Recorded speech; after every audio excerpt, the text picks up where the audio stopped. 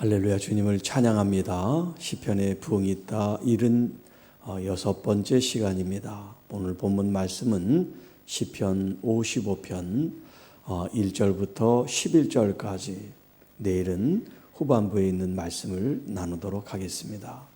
이 시는 다윗의 시인데요, 내용적으로 보면 이제 비탄시라고 하는 그런 분류를 합니다. 다윗이 이제 쫓기는 그런 상황 속에서 그 원수들로부터 하나님의 도움을 요청하는 기도시라고 할 수가 있겠습니다.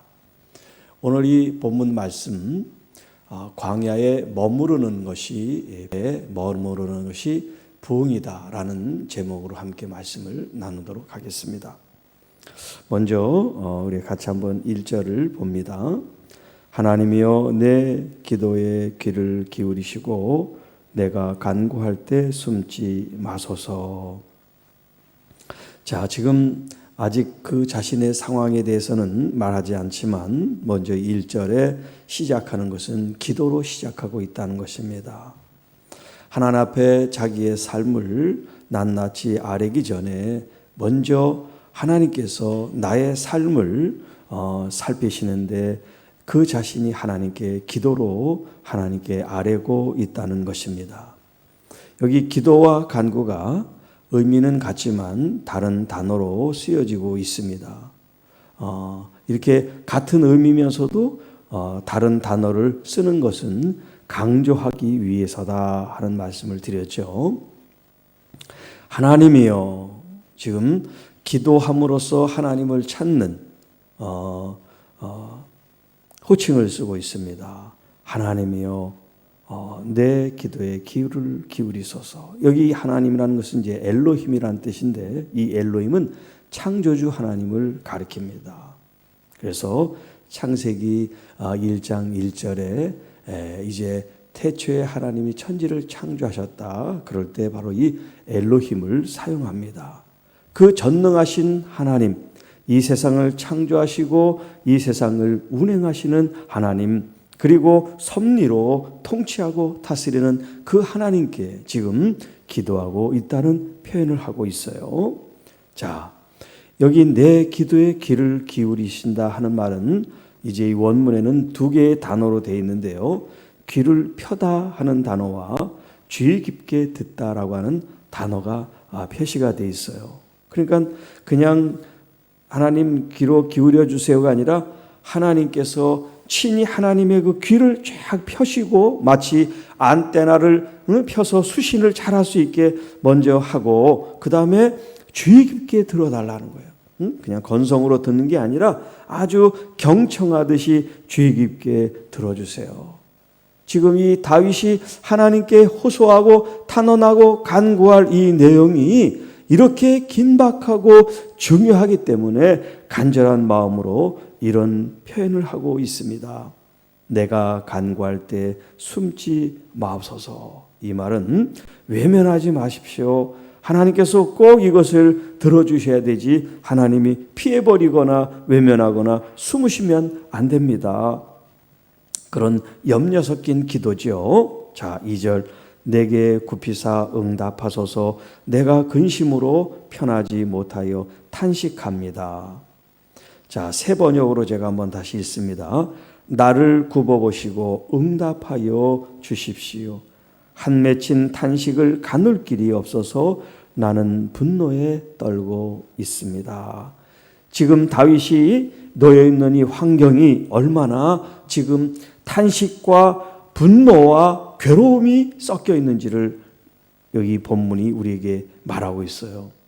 자, 그 다음 3절 말씀, 지금 누가 이렇게 다윗을 공격하고 어려움 속에 빠뜨리느냐, 여기 이제 원수라는 말이 나오는데요, 이는 원수의 소리와 악인의 압제 때문이라. 그들이 죄악을 내게 더하며 노하여 나를 핍박하고 있습니다. 자, 여기 지금 원수는 누구냐면 뒤에 이제 본문에도 나옵니다만 배반을 당한다는 말이 표현이 있어요. 배반을 당한다. 여러분, 배반을 당한다는 말은 뭐냐면 내가 상대방을 신뢰하고 믿고 의지하고 따를 때 오는 것을 이제 배반이라고 그러지. 아무 상관도 없는 사람이 우리한테 뭐 잘못하는 걸 우리가 배반이라고 하는 그런단 말이에요. 그래서 학자들은 지금 이 원수가 누구냐면 자기의 친아들 압살롬이 있어요. 압살롬. 이 압살롬이 다윗 왕이 그 재임한 지 32년, 그리고 이제 이제 왕위를 내려놓기 한 9년 전이라고 그렇게 표현하는데 거의 노년에 이 왕의 노년에 이 아들 압살롬이 반역을 해서 이 쫓겨가는 그런 이제 일이 생기게 되죠. 그래서 이 원수가 누구냐면 자기 아들이고 또 자기가 신뢰하고 믿었던 아히도벨이라고 하는 사람이 있는데 이 모사꾼인데 이 사람이 공모해가지고 다윗을 내쫓는 모반하는 그런 일이 있었단 말이에요. 그래서 이게 이제 이 원수가 바로 자기 아들과 자기를 신뢰하고 자기가 믿고 따랐던 이런 신하들, 이런 사람들이었다는 거예요. 자, 내 마음이 내 속에서 심히 아파하며 사망의 위험이 내게 이르렀습니다. 얼마나 지금 고통스럽고 괴로운지 말이죠. 지금 이 왕이면서도 왕이 쫓기는 그런 상태가 돼서 내가 죽음의 공포를 지금 느낀다. 여러분, 다윗은 전쟁에 다져지고 또 전쟁을 통해서 수많은 승리를 경험했던 전사고 용사였어요. 그런 다윗이 지금 이렇게 쫓기면서 사망의 위험 공포를 느낀다고 할 정도니 다윗이 나이 들어서 약해진 거죠. 우리가 이제 나이 들면 젊을 때 패기가 점점 사그러들잖아요. 그런 것처럼 다윗이 노년에 그것도 아들에게 쫓겨서 간다는 것이 얼마나 고통스럽겠어요. 누가 반역을 한 것도 아니고 자기 아들이 반역을 해서 아버지를 죽이려고 하니 이게 얼마나 기가 막힌 현실에 지금 놓여 있는 겁니까? 자, 그래서 5절 말씀에 두려움과 떨림이 내게 이르고 공포가 나를 덮었습니다. 여기 두려움과 떨림이라는 표현은 같은 의미인데 좀 달라요. 두려움 뭐냐면 공포에 사로잡힌 그 마음의 내면성을 말한다고 하면 떨림은 이 마음의 두려움이 밖으로 이제 나타나는 그런 현상이에요. 그러니까 두려움은 이 내적인 공포, 그 어떤 그 감정이라면 떨림은 그것 때문에 오는 이 외적인 표현 현상들. 그러니까 내 마음과 내 이 겉이 지금 얼마나 두려움에 사로잡혀 있는지를 표현해 주는 거죠. 마치 사시나무 떨듯이 벌벌벌 떠는 그런 연약한 다윗의 모습을 지금 우리가 보고 있습니다. 자, 이런 고통과 공포와 두려움과 떨림 속에 하나님께 정말 자기가 바라고 원하는 것을 고백합니다. 6절, 7절 말씀에 나는 말하기를 만일 내가 비둘기같이 날개가 있다면 날아가서 편히 쉬고 싶다. 그리고 내가 멀리 날아가서 광야에 머무르고 싶다라고 표현하고 있어요. 물론 가정법이죠. 다윗이 비둘기가 될 리는 없지만 비둘기처럼 날개가 있으면 정말 이런 죽이고 쫓기는 이런 환경을 초월해서 좀 마음 편히 아무도 없는 곳에서 내가 쉬고 싶다는 그런 표현을 하고 있습니다. 자, 이스라엘은 이제 이 비둘기가 많이 서식하는 그런 조류인데요. 이 비둘기는 아주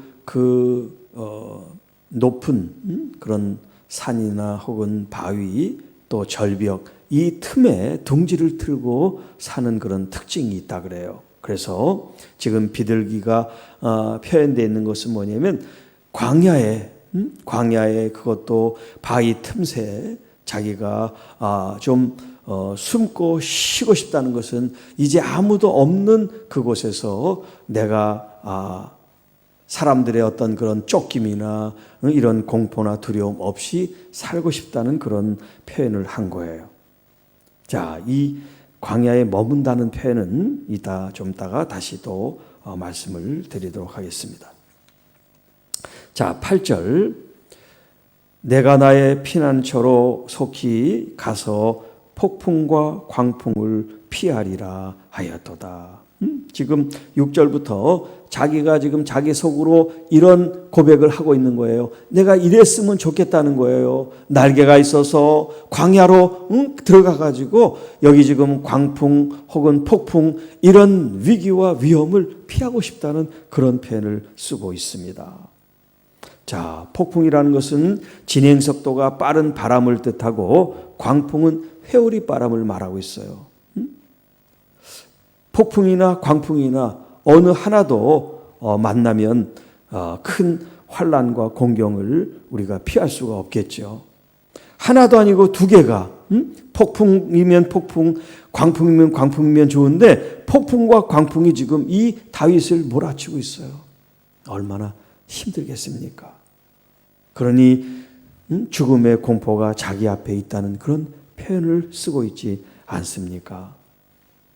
자, 내가 성내에서 광포와 분쟁을 보았사오니 이 성내라는 것은 자기가 왕궁에서 또 이제 머물렀던 그 예루살렘 성을 말하는데 이 예루살렘 성이 강포와 분쟁으로 가득 찼다는 거예요.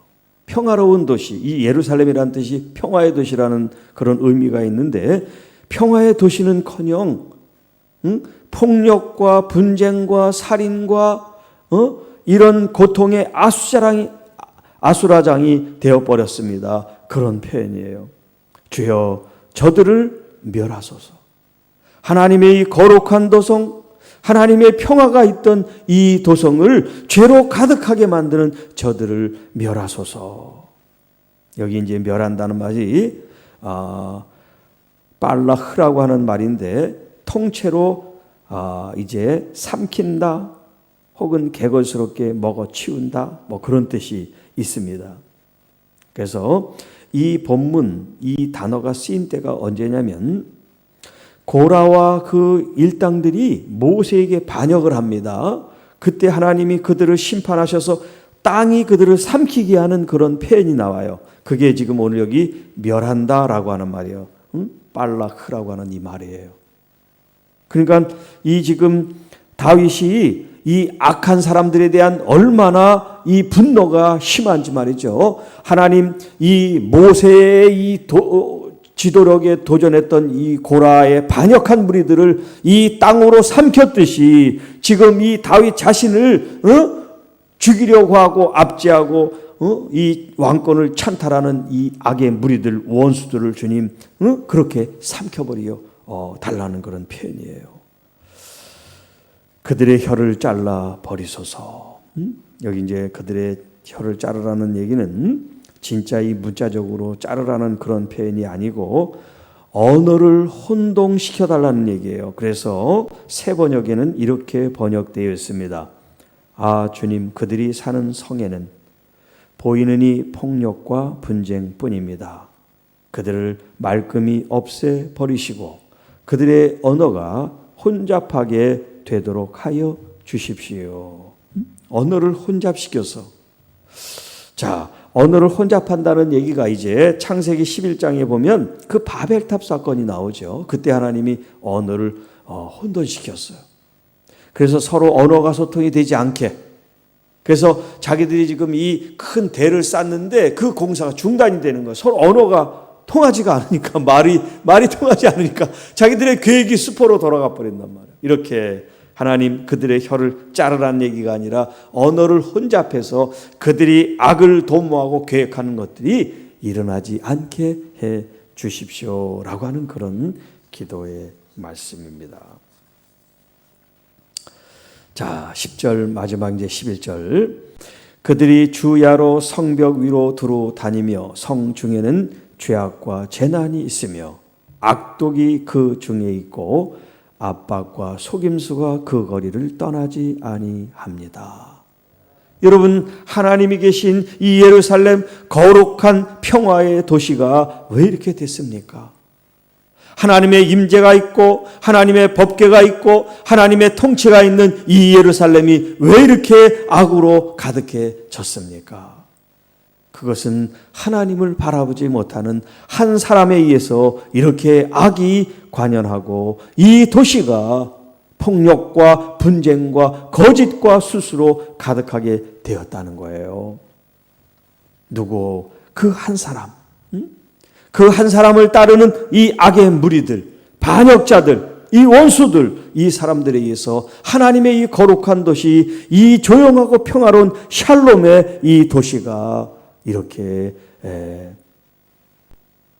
더럽혀지고 거짓과 압박과 폭력이 난무하는 도시로 변모되었다는 그런 한탄, 그런 비탄의 시를 지금 하나님 앞에 드리고 있습니다. 자, 이제 7절 말씀으로 돌아와서 봅니다. 내가 멀리 날아가서, 지금 비둘기처럼 날개가 있으면 날아가서 멀리 가는데 어디에 가고 싶으냐면 광야에 가고 싶다는 거예요. 광야. 여러분, 이스라엘은 광야로 되어 있습니다. 사람이 사는 곳보다 광야가 더 많은 나라가 바로 이런 이스라엘 팔레스틴이라고 할 수 있는데, 그 광야는 여기 미드바르라고 하는 이제 히브리 말을 쓰는데, 이 광야라는 뜻은 뭐냐면 사람이 살지 않는 곳이다, 그 말이에요. 또 경작 되지 않는 버려진 땅, 그런 뜻이 이제 이 미드바르라고 하는 광야라고 하는 의미인데요. 사람이 없는, 사람이 거주하고 살지 않는 곳이니까 사람 눈에 피하기가 좋잖아요. 그리고 그 광야에는 많은 굴들이 있어요.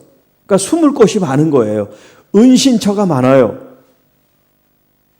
자, 다윗은 왕이 되기 전부터 쫓겨다녔어요.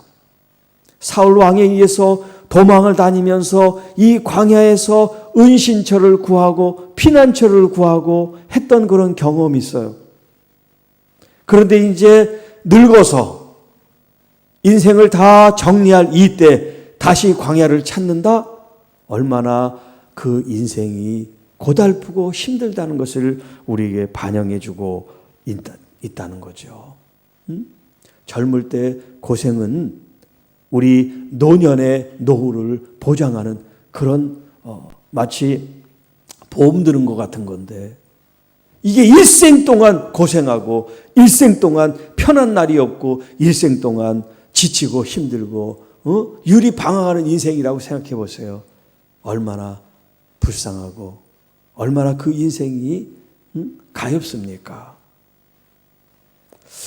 사실 다윗은 위대한 성군으로 칭송을 받지만 그의 삶을 우리가 돌아보면 물론 행복하고 좋은 때도 있었겠지만 그 삶이 너무나 굴곡이 많고 아픔과 고통이 많았던 사람이라는 걸 우리가 알게 됩니다.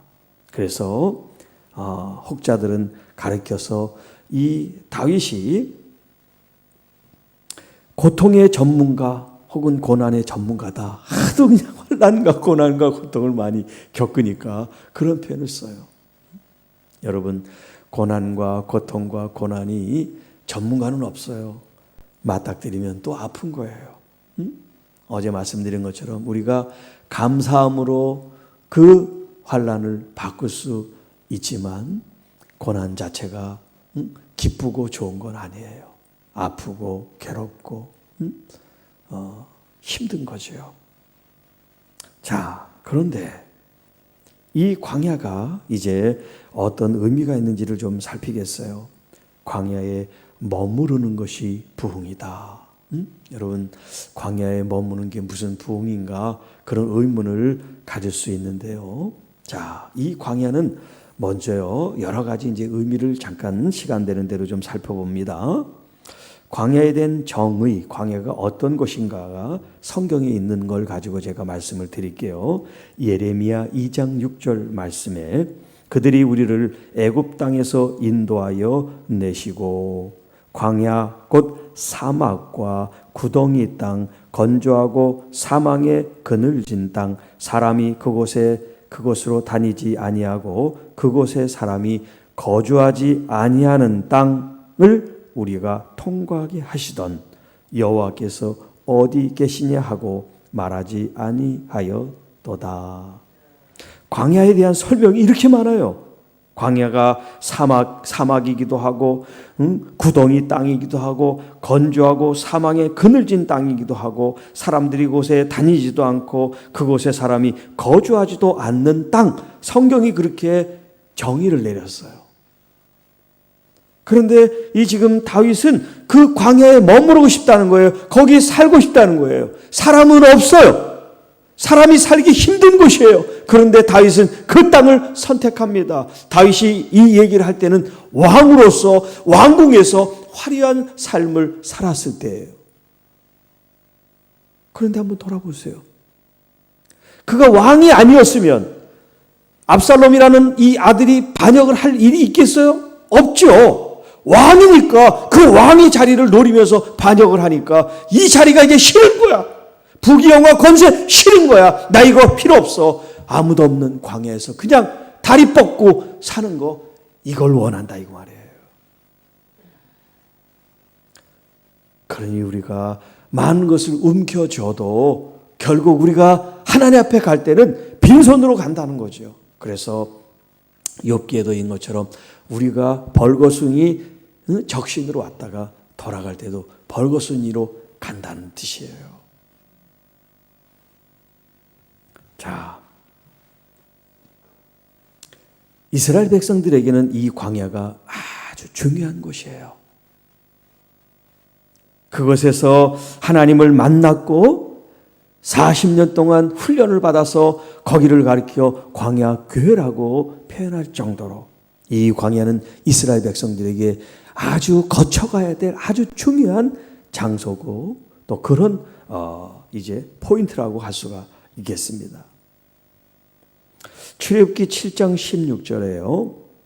그에게 이르기를 히브리 사람의 하나님 여호와께서 나를 왕에게 보내어 이르시되 내 백성을 보내라. 그러면 그들이 광야에서 나를 섬길 것이니라 하였으나 이제까지 내가 듣지 아니하였도다. 자, 지금 하나님께서 모세에게 이스라엘 백성들을 이제 그 출애굽 애굽을 이제 벗어나서 나를 섬기도록 이제 말씀을 하신 것을 바로 왕에게 지금 이 모세가 얘기하는 그런 장면이에요. 여기 하나님께서 모세에게 어떤 말씀을 하시냐? 내 백성 이스라엘 백성들을 내보내라. 그러면 그들이 광야에서 나를 섬길 것이다. 그러니까 이 광야는 사람이 있느냐 없느냐, 살 수 있느냐 없느냐가 아니고 하나님을 만나고 하나님을 섬기는 장소가 바로 광야인 거예요. 이 다윗도 쫓겨다니면서 그 광야, 사람이 없는 이 동굴, 사람이 없는 이 은신처에서 누구를 만나냐면 하나님을 깊이 만난 거예요. 그러니까 여러분, 때로 우리는 고독해야 돼요. 우리 주변에 많은 사람이 있고 많은 일이 있다는 건 물론 좋은 일이기도 하지만 또 그만큼 하나님을 못 만난다는 뜻도 되는 거예요. 제가 그 경험에 산 증인이에요. 저는 2년 동안 청계산 기도원에 들어가서 정말 아무도 만나지를 않았어요. 물론 한 달에 몇 번씩 우리 빛날을, 제가 어린 빛날을 이제 만나는 경험 말고는 만나지를 않았어요. 그리고 그 산속에서 오직 하나님만 찾게 됐어요. 그러니까 하나님께서 엄청난 은혜를 부어주시고 또 말씀을 열어주시고 은사를 부어주시고 기름을 부어주시는 그런 경험들을 하게 됐어요.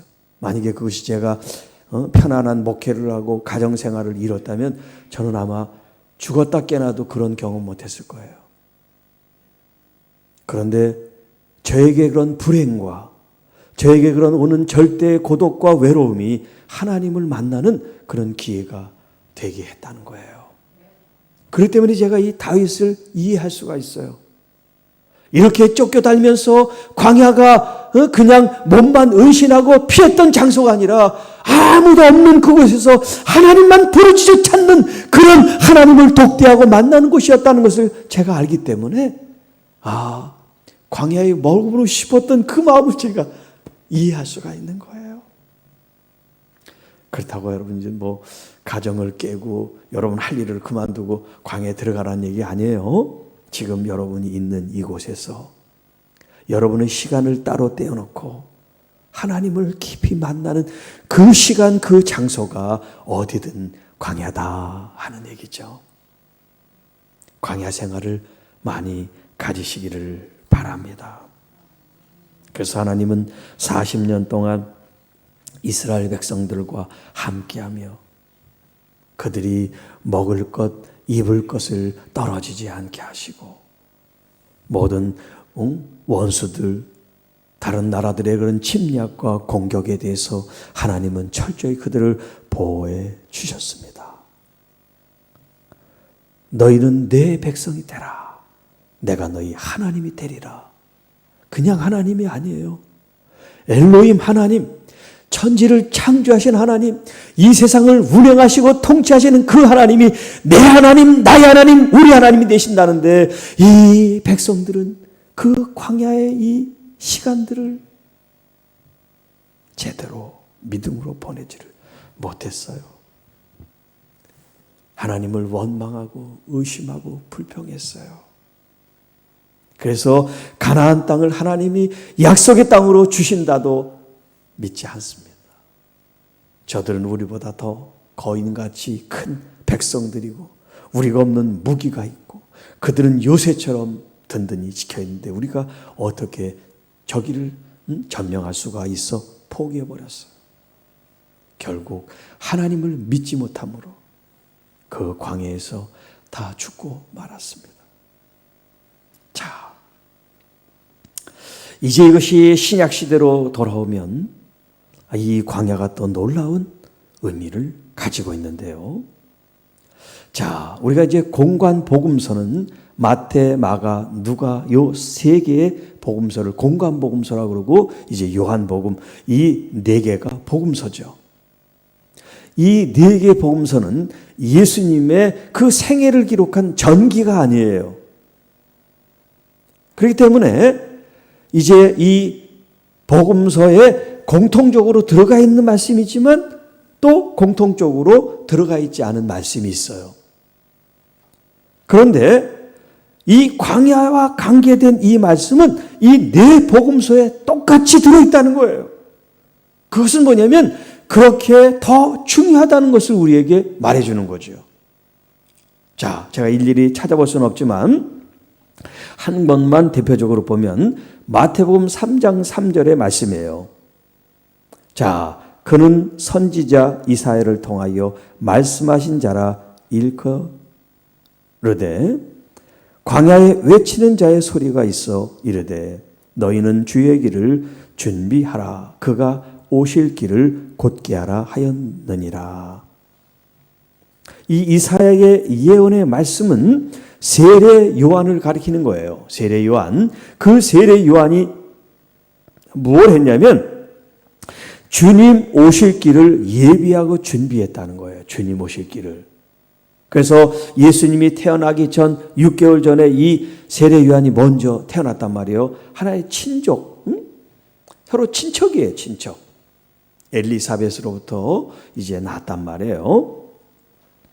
그런데 주님이 오실 것을 준비하는데 뭐라고 표현하냐면 광야에 외치는 자의 소리라고 그랬어요. 광야에 외치는 자의 소리. 광야에서 외치는 자의 소리. 여러분, 사람이 있는 곳에 외쳐야 되는데 광야에서 외치는 자라는 거예요. 광야는 사람이 없는데. 이게 무슨 말일까요? 좀 전에도 얘기했지만 이 광야는 사람이 있는 곳이기보다는 하나님을 만나는 곳이란 말이에요. 이 세례 요한은 낙타 옷을 입고 가죽 옷을 입고 그 다음에 그 바위 틈에서 나오는 그 석청, 메뚜기 이런 자연의 것을 먹으면서 절제와 겸손한 그런 삶을 배우고 하나님의 음성을 듣고 하나님과 교제하고 그 영성을 키워나갔던 사람이 세례 요한이란 말이에요. 그 광야 사람을 만나죠 이제. 그래서 예수님을 이제 증거하는데 그 전까지는 뭐냐면 광야에서 훈련을 받아야 된단 말이에요. 광야의 시간을 통해서 하나님의 영성, 하나님의 능력, 하나님의 성품을 배워야 된단 말이에요. 그리고 하나님의 뜻을 알아야 된다는 거예요. 이 광야가 바로 그런 곳이에요. 광야에서 외치는 자의 소리다. 광야에서 외칠 소리를 준비하는 게 아니에요. 이제 광야에서 주님을 만난 이제 그런 영성과 준비가 이제 예루살렘과 그 요단강을 가서 회개하라! 천국이 가까웠다. 보라! 세상 죄를 지고 가는 하나님의 어린 양이신데 나는 저분의 신발끈도 참아 맬 수 없는 그런 낮고 천한 존재예요. 그래서 나는 이 땅에서 망해야 되고 저분은 흥하셔야 된다. 그렇게 주님을 증거하고 나타냈던 곳이 바로 광야였다는 거예요. 이런 낮아짐과 자기가 누군지 이런 영적 사명에 대한 정체성, 아이덴티티를 배우고 익힌 곳이 어디냐? 바로 이런 광야, 사람이 없는 적막한 곳, 고독 속에 하나님을 만나는 장소라는 거예요. 자, 이것이 예수님에게도 관계돼요. 마태복음 4장 1절에 그때 예수께서 성령에게 이끌리어 마귀에게 시험을 받으러 어디 가셨냐면 광야로 가셨다.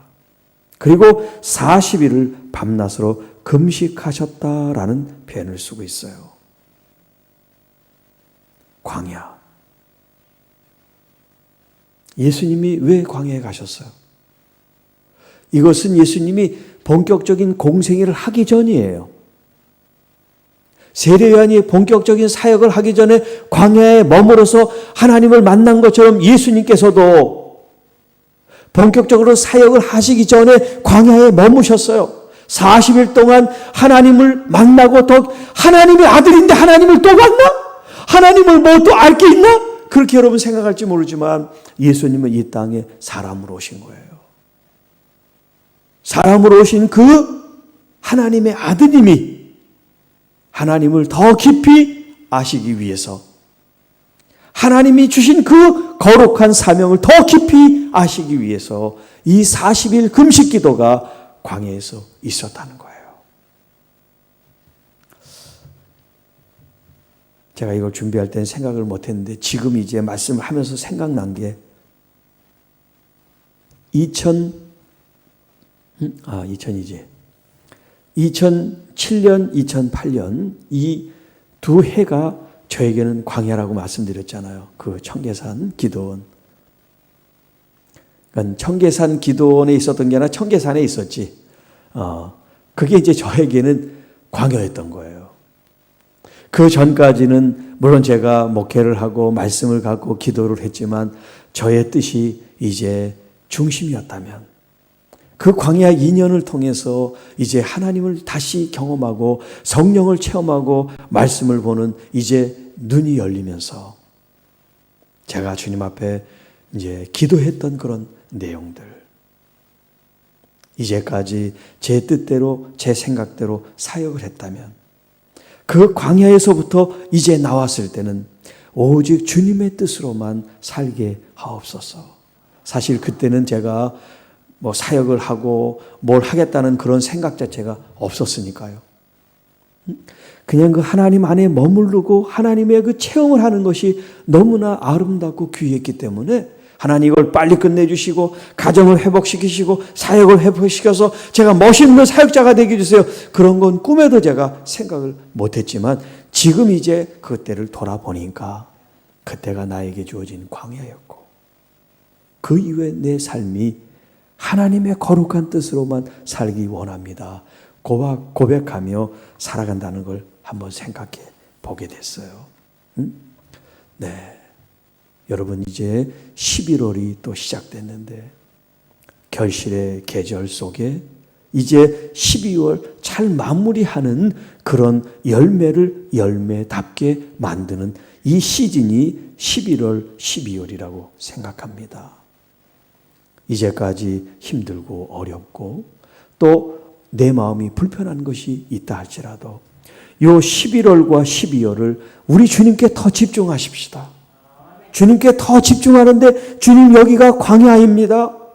지금 내 가족도 있고 할 일도 있고 많이 있지만 나는 순간순간 시간을 떼어 광야를 통해 내가 주님을 더 경험하고 싶습니다.